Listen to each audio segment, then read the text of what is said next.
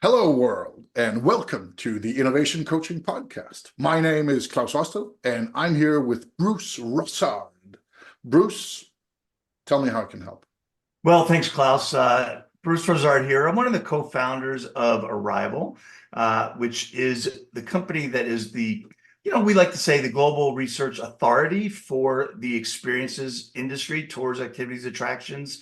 We do events all over the world and we do research, and we're quite well known in that segment for the travel industry, which is the third largest segment in travel. I've spent, believe it or not, almost or probably about 40 years now in the travel industry as a tour operator, working with Focusrite and now with Arrival. And love the travel industry, love everything tech about the travel industry, and how you can use online channels for travel. So that's my very quick introduction. The thing I've been thinking about leading up to this, Klaus, is how we at Arrival can scale our business. Events are not typically that scalable, right? Especially the kind of events that we like to do, which are very niche, smaller. We don't do the huge events like ITB, WTM, where there's tens of thousands of people that are all there to contract, buy, sell, which really has always been the backdrop for most travel events. Buyers getting together with sellers. We're much more into content that helps companies learn how to grow their business. And really, yes, a lot of networking, but it's all about learning what's happening today in the space. And there's a lot of talk about scale. And we look at Arrival and think about how can we grow and scale. And growing events isn't it for us. We're a very small team. So we got to get beyond that and come up with other products that make sense for Arrival that will help us grow and scale our business. That's my challenge for today. I like it. I like it. And let's start by looking at the obvious question.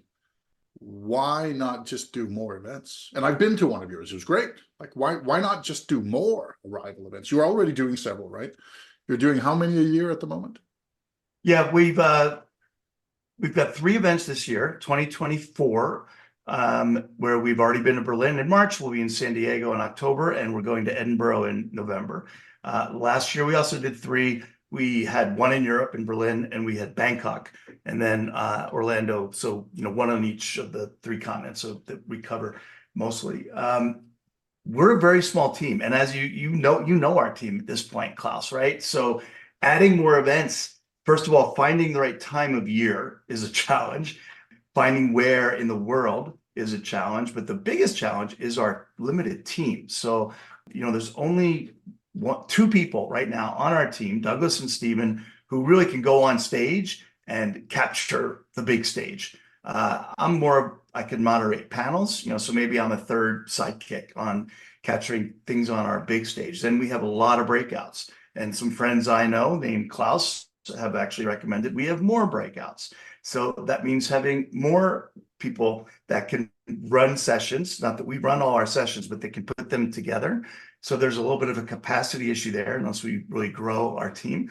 And then you've been to an event, you know how much we put into the event, everything from the branding to the F&B to the events and parties. And that takes a lot of resources. And every event adds a lot to that, with a fairly marginal return per event versus something that we can do with our data or otherwise that could really scale more. I'm not saying like a SaaS platform necessarily, but I'm also saying why not something more like a SaaS platform that, of course, can scale a lot more than events. So growing events to get them from where we are now, about 1,000 to 2,000, is a slow going growth. Going from 3 events to 4 or 5 could be done, but also wouldn't lead to huge growth, just some growth. And our focus on that end then would be EBITDA, which of course is very interesting and important to us as well. Got it. Got it. Okay. So I'll stay with that for just a moment, then we'll move on to the other stuff. Because when I was at your event, and just for our listeners out there, I was at Bruce's event in Berlin speaking, and I also got to be part of the event itself, which was great. About 700, 800 people, something like that. Yeah. Yep. We had a little over 700. And there were a couple of things that impressed me. And there's actually one of them that I realized I forgot to tell you. So I'm now going to tell you here. And if I did, then I'm going to say it more strongly. And that is that you managed to build an event where most of the content, not all of it, but most of the content was provided by the participants. And the strength in that is that if you took half of the participants and said, we're now going to split the event into two. Let's say you take half of the participants out, you take half of the people and say, we're now doing two conferences.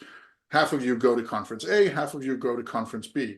What you would see then would probably not be that you only had half as much content for each event. You would probably see that you would just double the content because you would now have double as much time. And your participants, amazing people, were already supplying quality content, right? I was lucky enough to be an outsider coming in to do something. And there's, of course, a limit to that sort of thing. But when it's your community that's supplying most of the content, double the amount of events just means double the amount of content, because your content was limited not by what people could do or share that was interesting, but by how much time and space you had available. Especially if you followed the route I suggested of more breakout rooms instead of main stage items that cost a lot in time and energy and also money, compared to that the breakouts were crazily good in most of them. So that would be one thing, that because of the way you've structured, because the content, it's not that people show up to your event and there's a clear divide between participants and content providers. There are plenty of conferences where some people are on the stage, they come and they deliver and they do it well, and other people are not on the stage and they come and they listen. That's a model. It's a classic one. But what you have is some people come and listen, and then in the next session, then they're the ones on stage. And that means that from a content perspective, you could easily scale to more events. Now, it'll be logistically more, I get that. So I'm not saying it's easy, but I'm saying that from a purely content perspective, you have created events that allow you to scale without losing significant content quality. You can scale your content pretty easily because your content is provided by the people who are participants. You know, that's really interesting and a great observation, Klaus, and very true. And where my head goes with that is we have been following a format since we started in 2017, every single event since we started, with what we like to call the arrival theater, which is known in the States here as a general session, or in Europe as a plenary, where everyone from the event is all in one big room. We spend a lot of money on AV to build a splash and big screens, and impress the people at the event with, these are the most important speakers. We try to get CEOs and really kind of drive into the high level, what's going on in our industry in the arrival theater. Much less scalable because of finding the right venue that has a nice theater room, and whether it's an actual kind of theater style, which we love, or more of a ballroom that we have to create into a theater. The cost for AV can be easily six figures, whether that's dollars, pounds, or euros, and truly needs Douglas, my partner, and or Stephen, our new VP of content, to run the theater sessions. So there's a limiting factor there in terms of what you're talking about and growth with using content from our attendees and partners, et cetera. But breakout sessions, like you said, can be run and are run by any attendees that we have. Could we take our 30 breakouts that we have at, let's just say, for example, our Berlin event, and do 30 sessions, similar, different, what have you, at our Edinburgh event? Yeah, we could. And then, of course, we look at how do we differentiate it and make it valuable enough to both parties. Could we have our attendees continue to create a lot of that content and really lean more into that? Absolutely. Good idea. Would we still need to be there to help moderate and make sure those sessions are going on and going into the flow? Yes, for sure. But a lot less weight being put on moderating and managing breakout sessions that other experts that we find and choose and work with than what we need to do on a theater style. So it does get back to that comment you gave me back in Berlin about maybe less emphasis on plenary general session, more emphasis on breakout. And that leads to the potential to then grow more events, because we could work with our communities more to help us grow those events. And we have a very, very strong community of experts that could do that. So interesting thought for sure. Where would you take that next? So I would say that actually one of the other things we talked about then, and one thing I noticed was that your community and what we talk about here is these experiences at destinations, right? So you're in Paris, or you're in Sao Paulo, or you're in Bangkok. And then what do you do when you're not at the hotel, right? Do you go on a walk, or do you go out to an amusement park, or do you do a city tour, or do you do some sort of guided event? These are the sorts of things that are the main group of people here, right? Not exclusively, but a lot of them, and the ecosystem around them. And it's a very scattered group, right? It's very fragmented, was one of the things that was very clear, because on one hand, you have somebody who does walking tours in Pompeii, wonderful people. They do a ton of walking tours. I think it was like 150,000 people on guided walking tours every year. And then on the other hand, you have somebody who runs a theme park somewhere. And you have somebody who supplies the software for both of them, which means that people went to, yes, the general sessions, but they also went to the very specific breakouts. And one of the nice things about that is that you have a lot of people who want to gather because they obviously feel they're in the same industry, and they feel there's value in the networking and the meeting each other and getting inspired, but they also have different needs when it comes to what they're listening to. I agree, there were sometimes at these sorts of things, it's good to have a little bit of like the general trend overview, or the CEO of Google that everybody wants to hear. Yes, but you said it yourself, 6 figures. If we'd cut that ballroom at Arrival Berlin, you could have saved 6 figures, euros/dollars/pounds roughly. And here we're not even getting into specifics or lifting the bed sheets on your accounting, right? This is a decent amount of money. In fact, it's such a decent amount of money that for that, you could have gotten in, you could have filled your program with people where suddenly you'd have a professional moderator/host in every room. You'd have champagne to give out to all of your speakers, which would be nice. You'd have a private dinner for all of the speakers afterwards, and you'd be able to give everyone who was at the event a nice package to go home with as a souvenir, with a bit of Arrival merchandise and your smiling face on it, for less money. Thinking, and trying to come up with the best reply to a lot of what you just said. Lost the first thought I had where you started, and now at the save 6 figures part. But where were you before that? Oh, I know where I was. Sorry. We didn't really explain enough about our industry as a kickoff.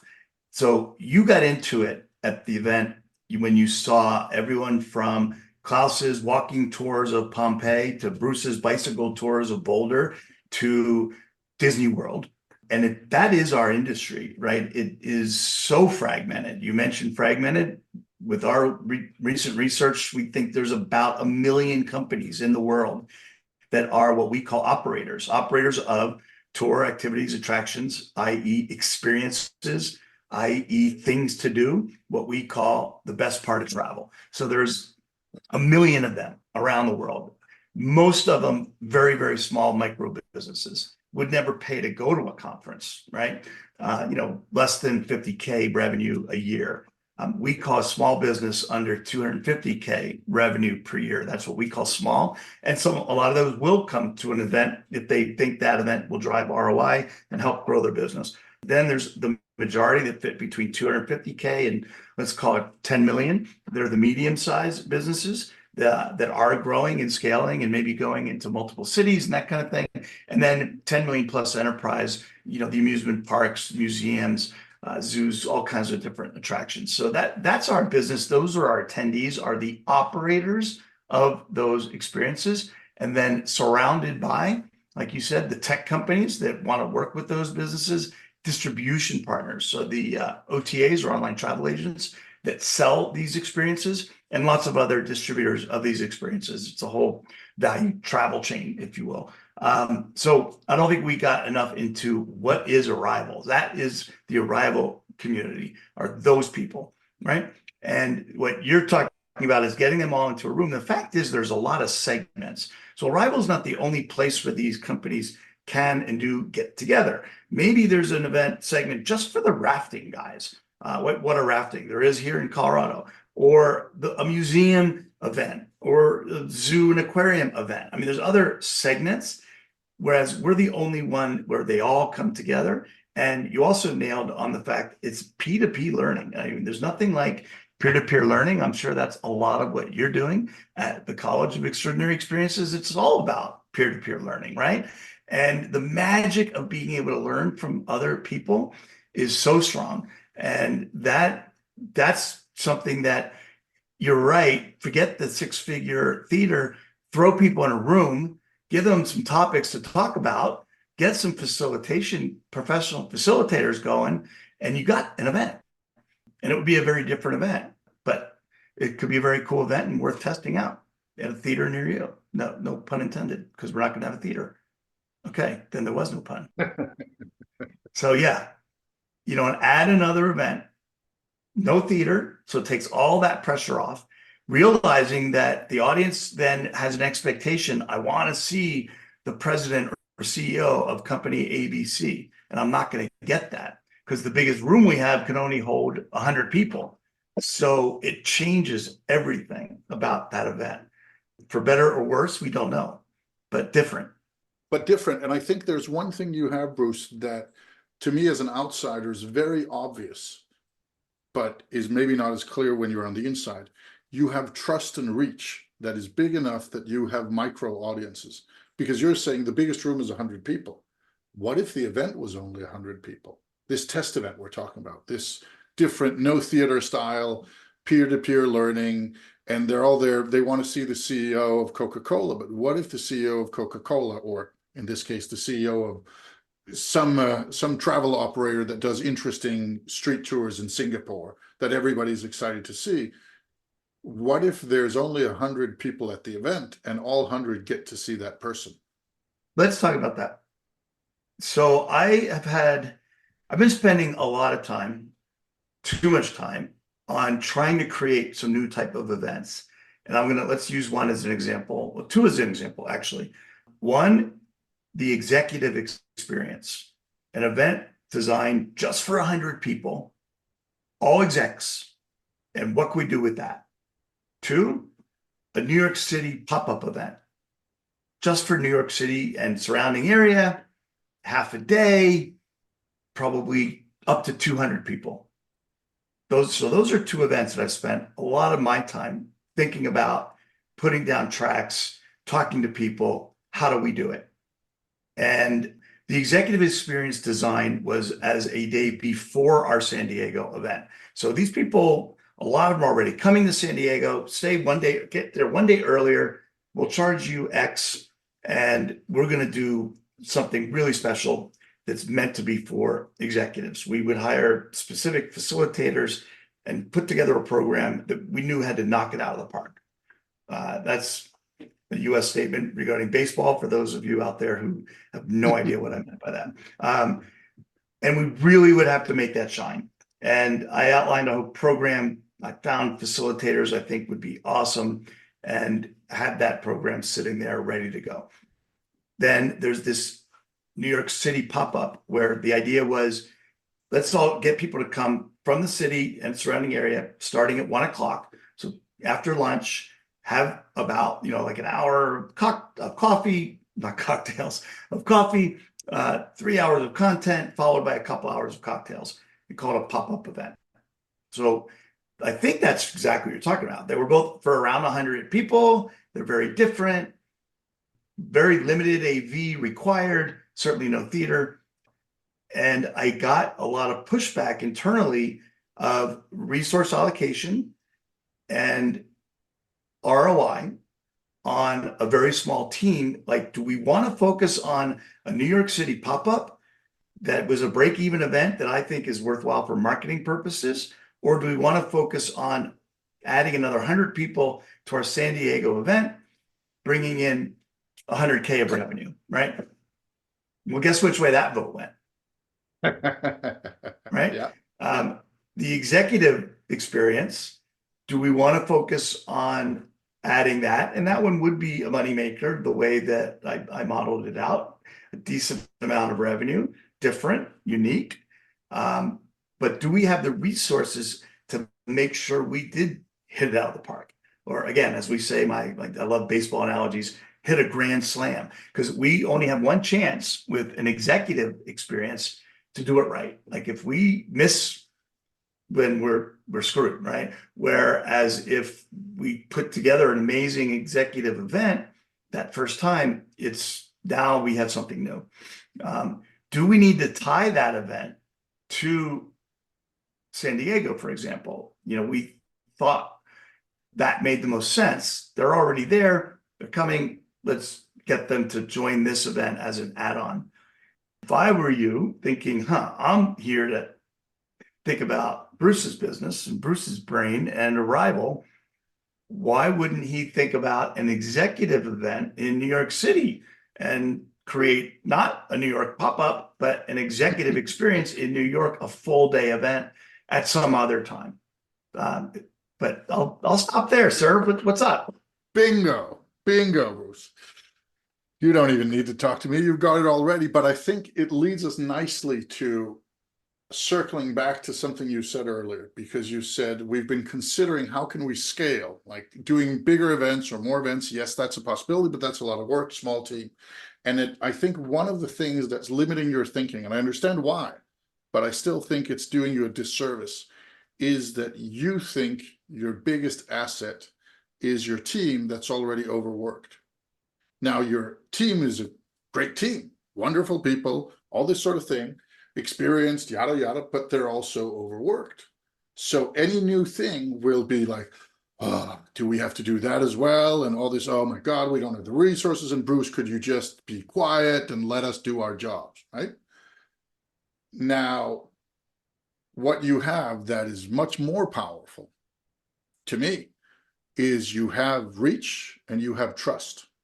And that means that when you think of a new event, whether it's a New York pop-up or the executive thing or whatever else we cook up, like rafting for CTOs in the travel space, then you're thinking, oh, but we'll have to do it and we're already stretched thin.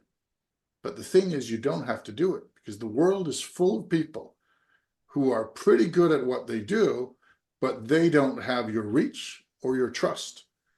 That means that if you went in, I could, without breaking a sweat, I could send you 10 names of people who could do amazing events as that executive getaway, that executive event, or that New York pop-up, or even a combo.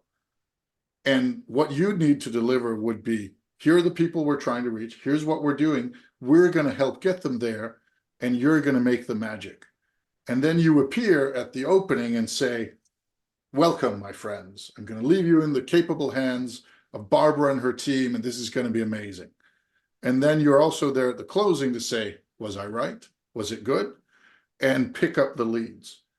Because there's a lot of people out there who have skills and experience that you don't necessarily have. And even if you have it, you're overworked.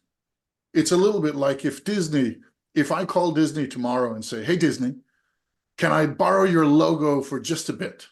They're going to say no.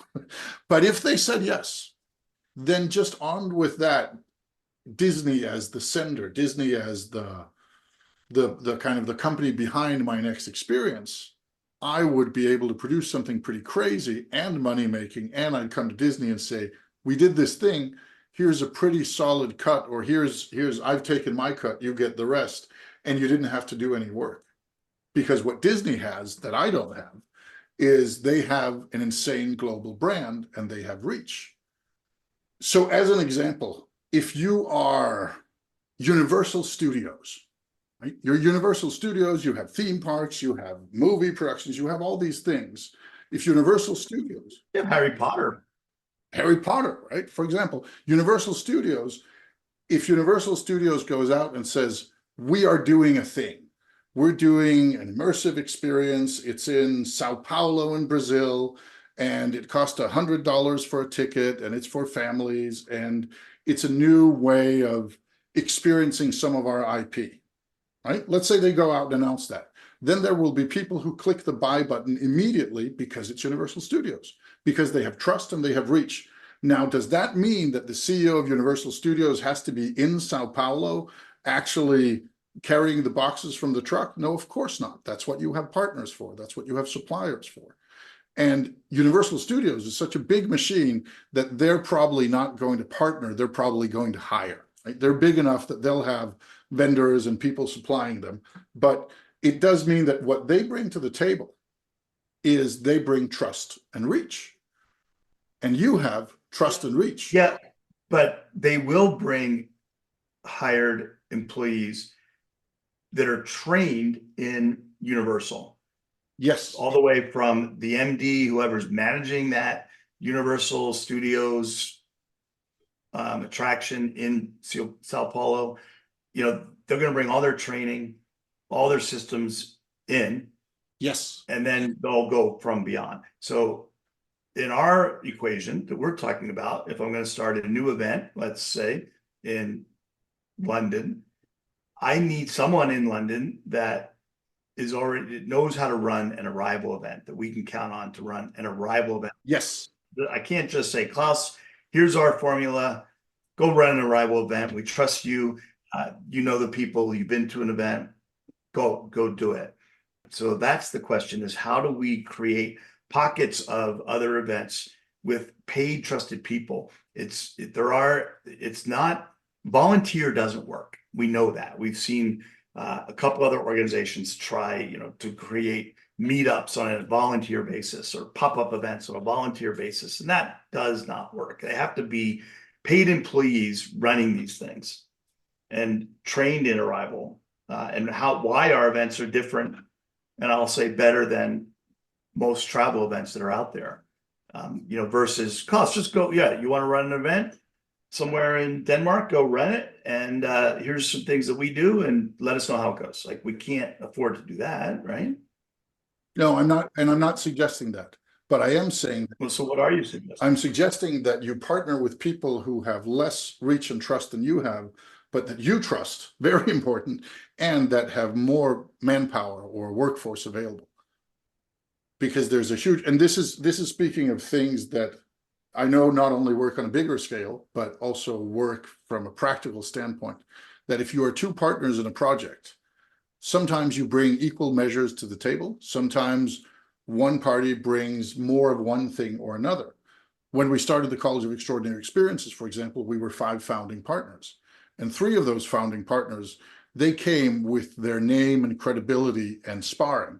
And the 2 others of us who had less names at that time, we did most of the work. Right. We were the ones doing most of the design, most of the work, and everybody was happy with that split, right? There was trust between us. It wasn't that anybody was just saying, stamp a logo on your crappy thing and then it's ours. No, I'm not talking about that, because that is risky and not good. I'm saying that you at Arrival, you have a pretty strong reach and a high level of trust with a lot of people, but you are low on manpower. And if you could find somebody out there, whether it's a company or a group or whatever it is, that is high on manpower and skill, but low on reach, then that's a marriage made in heaven. But it has to be somebody you can trust. And you can even go out and say, you don't even have to go out and say, Arrival is doing this, and then you're thinking, these people are not really Arrival. You could say, Arrival and Sweden Tours are doing an event together, and it's this executive 100-person event in New York. You don't have to do it alone. Yeah. Because if you're part of doing a thing, then it'll attract people who think that you're cool and that you do good stuff. I think now I'm understanding a little differently, and it does line up with something we're working on. So let's play with this a little bit. Historically, I'm gonna go right to what I call co-located events, which is really tying now to where I hear you going. Historically, what we did was we went and talked to the big guys in travel, i.e. ITB, which is the biggest B2B travel event in the world. It takes place in Berlin in March, 60, 70,000 people. They have another version in Asia Pacific, also in Singapore, might take 20 or 30,000 people. World Travel Market, WTM in London, has, I don't know for sure, 20,000, whatever, it's big. IPW, a 5,000 to 6,000 person event here in the States. And we approached all of them. ATM in Dubai, tens of thousands of people in Dubai, leading B2B event for the Middle East travel industry. And made agreements with them to bring them arrival content to their event, because we're a content first company, and that seemed to us like the place to lead. And there was a lot of interest from all those huge travel trade shows in our event and what we do. So we made deals and we showed up at all those events and presented content anywhere from an hour to a full day. And it helped us raise our profile. We got out and met people, and we made almost no money and spent a lot of time. And we're like, yeah, those big events, not the right match for us. And we could talk about the reasons, but not worthwhile to talk about on this podcast, that's for sure. Now, as we look at establishing our new event, that's pretty last minute for us, right? We didn't announce Edinburgh until April, and it's in November. So that's what, 7 months to launch a new event. That's a pretty short time frame. And what we're doing is working with other organizations very strongly as partners, like Visit Scotland and UK Inbound and ETOA, and any of your listeners who understand, the UK an area industry for travel, or what we do, will know those are some big partners, and they're participating in different ways. A big one being just giving this event credibility, spreading the word, connecting us with people, blah, blah, blah. Now, what you're saying is, why not find one of those kinds of associations or DMOs, destination marketing organizations, or other type of established entity, and co-locate an event with them, partner an event with them? That's what I think you're saying. And I actually have a thought that I can share, but is that not what you're saying? That's sort of what I'm saying, but with one crucial difference. I'm saying that Arrival is both some events, Arrival Berlin, Arrival San Diego, etc., but it's also a company. And it means that when Arrival, the company, does something, there is an Arrival community, right? Yeah, absolutely. So if Arrival started a magazine, there would be some people who would take a look at it because it's you guys. And if you started a booking platform, there would be people who looked at that. And if you started a consulting service, there'd be people who looked at that. So you're looking at other than events. Okay, you were a minute ago, I thought you were talking about. I'm saying with an event. I'm saying right now you would like to do more events, but you don't have the people to do the events. And I'm saying, what if you found a partner that had the people, but not the reach and trust? Because if you went out and said, we're taking a small British event company that does amazing work that you know and trust and are people you work well with, and they're saying, we're going to be the backbone of this event that we're running together.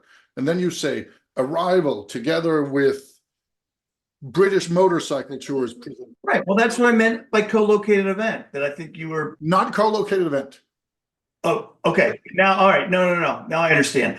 Yes. So what you're saying no to is partner A and Arrival.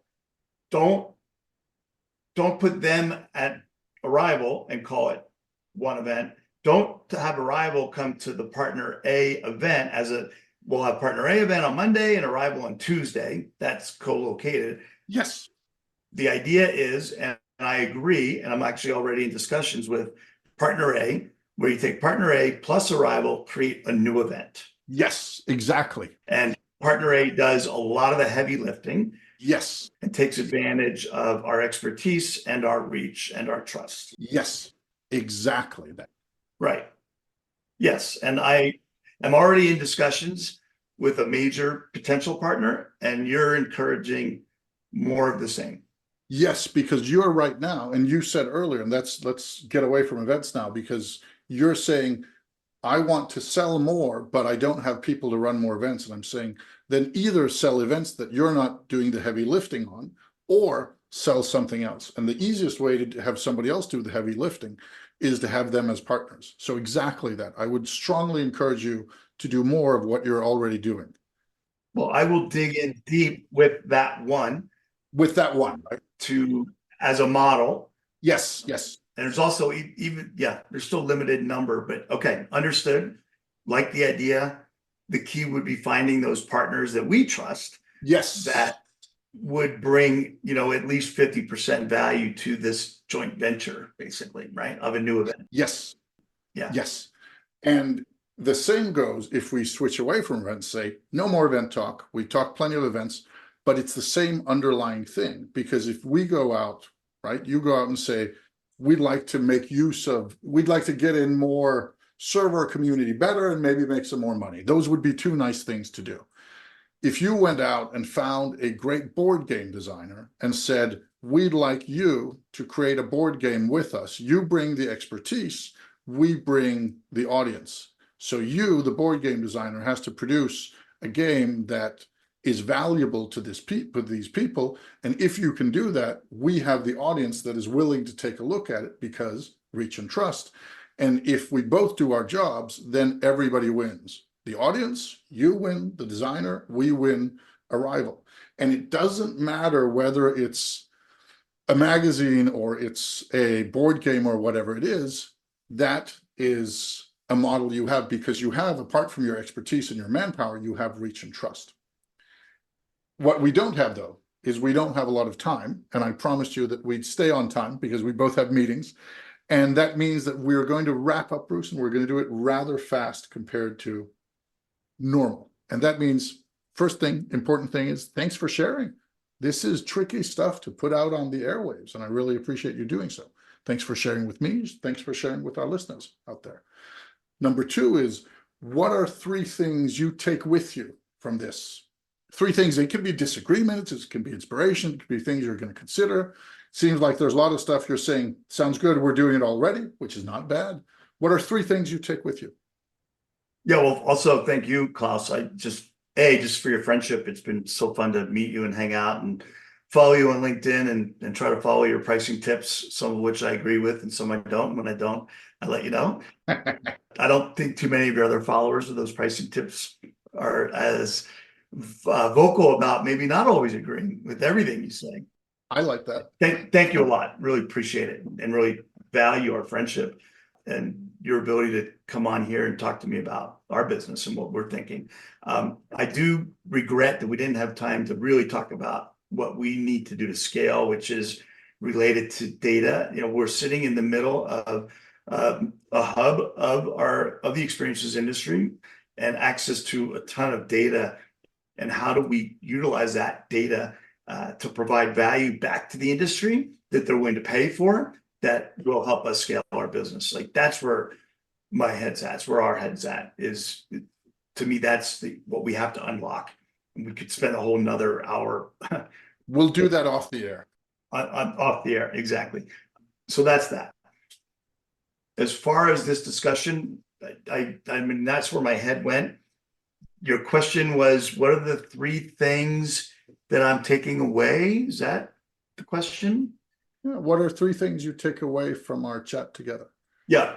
I mean, one, I'm going to go right to the aha moment at the end and really think hard. I mean, yeah, I want to have a first example with a potential partner already about what other events or associations or companies are out there in a region that makes a lot of sense for us that we could go and be a partner with. So think about co-located event differently. Then let's add on to their event or have them add on to our event, which has been our model so far, and think about creating new stuff with partners. I think that's by far and away the number one and really super interesting. Number 2 is to continue to lean, and it's definitely the direction we're in and have been, on our community of experts. As you said, the sessions that we have in Arrival in Berlin, we probably had over 50 sessions, and less than 10 are run by Arrival. The other 40 are run by our community, by experts that we choose, that we talk to, that collaborate with us to run sessions, and continue to really nurture and develop that community of experts that can help us run sessions at our existing events or potentially at new events. And then I'll go with number 3 being something that you said at least 5 times, if not more, is we have the trust and the community and frankly, the eyeballs, right? The distribution that can always grow. I mean, we still have a very small slice of that million company puzzle, but we have good distribution and we have good trust. And how do we take advantage of that to develop further partnerships where there are partners that out there might have other great assets and great products, but don't have the trust and distribution that we have. So those are my top 3. Thank you. I like those. To all of our listeners out there, thank you for listening. This has been the Innovation Coaching Podcast. You've heard Bruce Rosard and me, Klaus Hostel, your host. Thank you for listening.